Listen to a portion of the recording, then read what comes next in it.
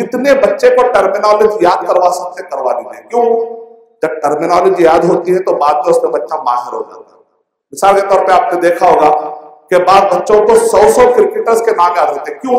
इसलिए कि बचपन में बच्चे को बताते इसको ग्लव कहते हैं, इसको पैड कहते हैं, इसको बॉल कहते हैं, इसको बैट कहते हैं, और ये पीछे जो था इसका कीपर है, ये बॉलर है, ये बैट्समैन है।